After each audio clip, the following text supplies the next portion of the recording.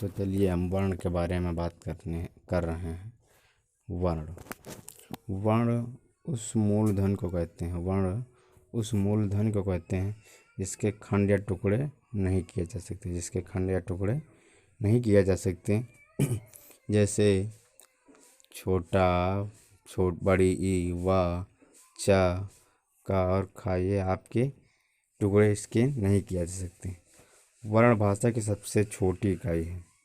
वर्ण जो है हिंदी भाषा की सबसे छोटी इकाई अगर कही जाए तो आपका क्या हुआ? वर्ण। इसके और खंड नहीं किया जा सकते। इसके और खंड नहीं किए जा सकते। उदाहरण पर आप देख लीजिए। उदाहरण द्वारा मूल ध्वनियों को यहाँ स्पष्ट किया जा सकता है। मूल ध्वनियों को यहाँ पर स्पष्ट किया जा सकता है। जैसे राम और गया में चार मूल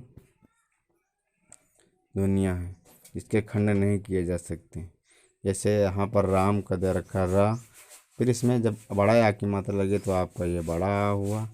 फिर माँ, इसमें कोई मात्रा नहीं तो आपका छोटा आ तो निकल ही रहा है।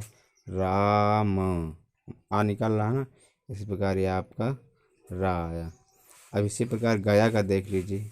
गा में कोई मात्रा नहीं तो ऑटोमेटिक ये आपका छोटा आ ही जाएगा। प्लस या में बड़े आ की मात्रा तो यहाँ पर बड़ा आएगा ही। तो ये हो गया आपका गया। इन्हीं अखंड मूल ध्वनियों को वर्ण कहते हैं। इन्हीं अखंड मूल ध्वनियों को क्या कहते हैं? हम वर्ण कहते हैं। हर वर्ण की अपनी क्या होती है? एक लिपि होती है। हर वर्ण की अपनी एक लिपि होती है। लिपि को वर्ण संकेत भी कहते हैं। लिपि को क्या कहते हैं? वर्ण संकेत भी कहते हैं। हिंदी में 52 वर्ण हैं। कितने वर्ण हैं? 52। अब हम बात करेंगे वर्णमाला की। वर्णों के समूह को क्या कहते हैं हम लोग? वर्णमाला कहते हैं। वर्णों के समूह को वर्णमाला कहते हैं। इससे हम ऐसे भी कह सकते हैं सरल भाषा में, किसी भाषा के समस्त वर्णों के समूह को वर्णमाला कहते हैं। किसी भाषा के समस्त वर्णों के समूह को वर्णमाला कहते हैं। प्रत्येक भाषा की अपनी एक वर्णमाला होती है। जैसे हिंदी में आप देख रहे हैं आ, का, खा, गा, घा, ये आपके क्या हुआ? वर्णमाला है। उसी प्रकार अंग्रेजी में ABCDEFGHIJ। ठीक है। अब हम आपको वर्ण के भेद बताएंगे। इसके बारे में बात करेंगे, वर्ण के भेद। हिंदी भाषा में वर्ण 2 प्रकार के होते हैं। कितने प्रकार के होते हैं? 2 प्रकार के, स्वर, व्यंजन। इसी तरह आप इंग्लिश में भी देखते हैं, वावेल, कॉन्सोनेंट। ठीक। तो अब हम बात करेंगे किसके में? सबसे पहले स्वर के बारे में। किसके? स्वर। चलिए स्वर के बारे में बात करते हैं। आप चाहें तो इसकी नोट्स भी बना सकते हैं। जैसे जैसे मैं आपको बता रहा हूँ वैसे वैसे आप लिखते रहिए और इसके नोट्स भी बना सकते हैं। चलिए वीडियो को ज़्यादा लंबा न करते हुए हम आपको इसके बारे में डिटेल से बात करें। चलिए हम स्वर बता रहे हैं आपको। लिखते रहिए और मेरी बातों को सुनते रहिए मैं क्या कह रहा हूँ। वे वर्ण जिनके उच्चारण में किसी अन्य वर्ण की सहायता की आवश्यकता नहीं होती। वे वर्ण जिनके उच्चारण में किसी अन्य वर्ण की सहायता की आवश्यकता नहीं होती, वे क्या कहलाते हैं? स्वर कहलाते हैं। क्या कहलाते हैं? स्वर कहलाते हैं।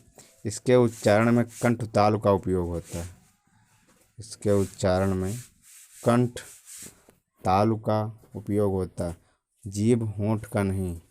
जीभ ओंठ का नहीं। हिंदी वर्णमाला में 16 स्वर हैं। कितने स्वर हैं? 16। अब देख लेना आपको यहाँ पर इसके उच्चारण में कंठ तालु का उपयोग होता होगा। जैसे मैं बात करता हूँ आ। अब यहाँ पर ओंठ और जीभ का कोई ताल्लुकात नहीं है। इसी प्रकार बड़ा आ, ठीक, छोटी ई, बड़ी ई, बड़ा ऊ, ए, ऐ, ओ। इसी प्रकार ये जितने भी स्वर आपके सामने दिखाई दे रहे हैं, इनमें जीभ और होंठ का कोई ताल्लुकात नहीं है। तो चलिए हम आपको अब स्वर के बारे में बात करेंगे। इसके बारे में स्वर के भेद। चलिए स्वर के भेद बता दें आपको। स्वर के दो भेद होते हैं। कितने भेद होते हैं? दो भेद। अब कौन कौन से होते हैं? मूल स्वर, संयुक्त स्वर। तो अब हम आपको मूल स्वर के बारे में बात करें। मूल स्वर कौन कौन से होते हैं? नोट्स बनाते जाइए आप लोग। छोटा, बड़ा, छोटी, बड़ी, छोटा ऊ, बड़ा ऊ, ए, औ। ये आपके मूल स्वर के अंतर्गत आएंगे। आपको ये हिंदी भाषा का संपूर्ण ज्ञान भी मिलेगा आपको, और इसके साथ साथ आए हुए सभी प्रतियोगी परीक्षाओं में भी आपको ये बहुत ही महत्वपूर्ण होंगे। इसके सारे कंपटीशन प्रतियोगी परीक्षा में आपके ये सारे क्वेश्चन पूछे जाते हैं। तो इसकी नोट्स बनाते जाइए आप लोग, और इसका अध्ययन भी करते रहिए। तो संयुक्त वर्ग कौन कौन से होते हैं? ये ए। अब यहाँ पर संयुक्त का मतलब ही होता है एक दूसरे से जोड़ना, एक दूसरे से जोड़ा हुआ, एक दूसरे से क्या हुआ? जोड़ा हुआ। ठीक है। तो यहाँ पर आप देख ही रहे होंगे ए प्लस ए बनाकर क्या हुआ? बड़े ए बना। और इसी प्रकार औ, आ प्लस ओ को मिलाकर आपका किसका निर्माण हुआ? औ का। अब हम मूल स्वर के भेद के बारे में बात करेंगे। मूल स्वर आपके कितने होते हैं? 3 होते हैं। कौन कौन से होते हैं? हास्य स्वर, और आपका सेकंड कौन सा हुआ? दीर्घ स्वर। कौन सा? दीर्घ स्वर। फिर अगला है प्लुत स्वर। कौन सा? प्लुत स्वर। अब हम बात कर लेंगे हास्य स्वर के बारे में। हास्य स्वर के बारे में, जिन स्वरों के उच्चारण में कम समय लगता है, जिन स्वरों के उच्चारण में कम समय लगता है, उन्हें हास्य स्वर कहते हैं। उन्हें क्या कहते हैं? हास्य स्वर कहते हैं। हास्य स्वर कितने प्रकार के होते हैं? हास्य स्वर 4 प्रकार के होते हैं। कितने प्रकार के होते हैं? 4। छोटा, बड़ा, छोटा ऊ, ऋषि, ये आपके 4 हास्य स्वर के अंतर्गत आए हैं। ऋषि की मात्रा के रूप में लगाई जाती है। इसको हास्य स्वर के अंतर्गत ही लाया जाता है, जबकि इसका विशेष उपयोग नहीं रहता। यह हास्य की मात्रा के रूप में ही लगाई जाती है, तथा इसका उच्चारण री की तरह होता है। इसका उच्चारण री की तरह होता है। और हम दीर्घ स्वर के बारे में बात करें तो दीर्घ स्वर वे होते हैं, वे स्वर जिनके उच्चारण में हास्य स्वर से 2 गुना समय लगता है। इसमें क्या होता है? 2 गुना समय लगता है। कितना समय लगेगा आपका? जो हास्य स्वर से 2 गुना समय लगता है, वे दीर्घ स्वर कहलाते हैं। अगर हम इसको सरल शब्दों में कहें तो स्वर उच्चारण में अधिक समय लगता है। स्वरों उच्चारण में अधिक समय लगता है, उन्हें क्या कहते हैं? दीर्घ स्वर कहते हैं। और दीर्घ स्वर के होते कितने हैं? 7 होते हैं। कितने होते हैं? 7। बड़ा, बड़ी, बड़ाऊ, ए, ऐ, ओ, औ। अब यहाँ पर आप देख सकते हैं, इसमें ये संयुक्त के तरह ही इसमें भी होते हैं। यहाँ पर देखिए, बड़ा को इस प्रकार भी कह सकते हैं, आ प्लस आ बराबर आपका क्या बनेगा, बड़ा आ। ठीक। और इसी तरह छोटी ई और बड़ी ई भी आपका छोटी ई प्लस छोटी ई मिलाकर ही आपका बड़ी ई का निर्माण होगा। इसी तरह छोटा ऊ बड़ा ऊ, ए, ऐ, ओ, औ, इसी तरह इन सब का क्या होगा, निर्माण होगा। अब बात करें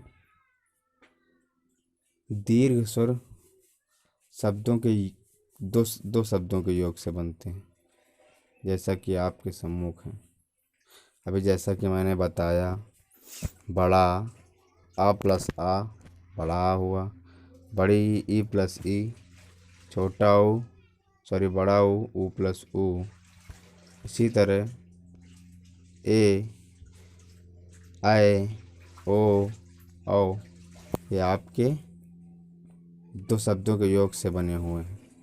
आपका लास्ट है प्लुत स्वर। क्या है, प्लुत स्वर। तो चलिए हम प्लुत स्वर के बारे में बात करते हैं। वे स्वर जिनके उच्चारण में दीर्घ स्वर से भी अधिक समय लगता है। थोड़ा सा समय उसमें लगता था हाथ स्वर से, उससे 2 गुना समय दीर्घ में लगा। अब दीर्घ स्वर से भी अधिक समय तीनों मात्रा। अभी इसका परिभाषा इस प्रकार है, देखिए सरल शब्दों में, वे स्वर जिन उच्चारण में दीर्घ स्वर से भी अधिक समय यानी 3 मात्राओं का समय लगता है। उसमें हास्य में 1 मात्राओं का लगता था और दीर्घ में 2 मात्राओं का, और इसमें 3 मात्राओं का समय लगता है। तो ये आपके प्लुत स्वर कहलाते हैं। सरल शब्दों में इस प्रकार कह सकते हैं आप, जिस स्वर के उच्चारण में 3 गुना समय लगे, जिस स्वर के उच्चारण में 3 गुना समय लगे उसे प्लुत स्वर कहते हैं। इसका चिन्ह दीर्घ है। इसका चिन्ह देख लीजिए, इसका चिन्ह इस प्रकार होता है। इसका प्रयोग अक्सर किसी को पुकारते समय किया जाता है, जैसे सुनो, राम, ओम। ये हिंदी में साधारणतः प्लुत का प्रयोग नहीं होता। इसका विशेष रूप से साधारण तरीके से देखा जाए तो इसका प्रयोग बहुत ही कम होता है, प्रयोग नहीं होता। वैदिक भाषा में प्लुत स्वर का प्रयोग अधिक हुआ है। वैदिक भाषा जो है आपकी, उसमें सबसे ज़्यादा प्रयोग किया गया।